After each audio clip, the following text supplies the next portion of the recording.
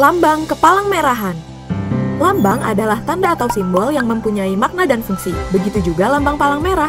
Tahukah kamu mengapa lambang palang merah bisa seperti itu? Yuk kita simak videonya. Pertengahan abad ke-18, Kesatuan Medis Militer belum memiliki lambang yang sama. Mereka seringkali menjadi sasaran penyerangan pihak lawan di medan perang. Tahun 1864, konferensi diplomatik di Jenewa, Swiss, mengadopsi lambang palang merah dengan latar belakang putih sebagai lambang pembeda bagi Kesatuan Medis Militer.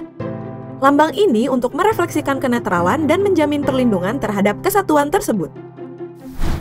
Tahun 1876, Kerajaan Ottoman Turki menggunakan lambang bulan sabit merah sebagai pengganti lambang palang merah. Tahun 1929, konferensi diplomatik mengadopsi bulan sabit merah dan singa matahari merah sebagai tanda pembeda atas permintaan Turki, Persia, dan Mesir. Namun, sejak Persia menjadi Republik Iran pada tahun 1980, lambang bulan sabit merah digunakan sebagai pengganti singa dan matahari merah.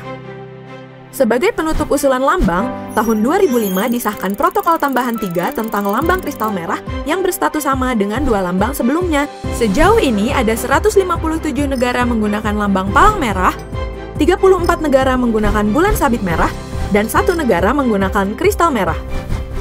Di Indonesia, Badan Palang Merah dibentuk pada 17 September 1945 dengan nama Palang Merah Indonesia atau PMI dengan ketua pertama Dr. Andes Muhammad Hatta.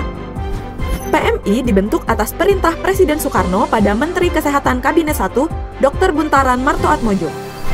PMI diakui secara internasional oleh ICRC dan IFRC pada tahun 1950.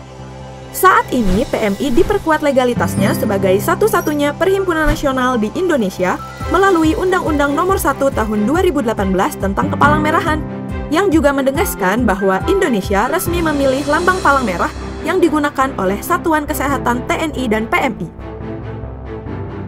Sesuai dengan undang-undang tersebut, lambang palang merah berfungsi sebagai tanda pelindung dan tanda pengenal, serta lambang PMI yang digunakan hanya oleh Perhimpunan Nasional PMI. Tanda pelindung digunakan saat konflik bersenjata oleh Satuan Kesehatan TNI. Dapat juga digunakan oleh tenaga kesehatan, rumah sakit, dan sarana transportasi sipil setelah mendapat izin dari Panglima TNI. Sedangkan tanda pengenal berfungsi sebagai penanda personel, kendaraan, dan tempat dari lembaga resmi yang melakukan pertolongan dan bantuan pada saat kerusuhan dan gangguan keamanan. Pengguna selain PMI harus seizin tertulis dari pengurus pusat PMI. Pengaturan lambang dalam undang-undang memberikan perlindungan dan akses yang lebih luas dalam memberikan bantuan pada masyarakat bagi PMI atau pihak lain yang berpartisipasi.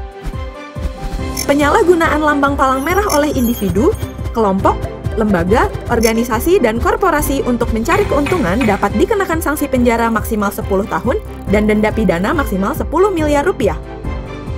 Undang-undang kepalang merahan ini tidak melarang atau membatasi masyarakat dalam melakukan kegiatan kemanusiaan.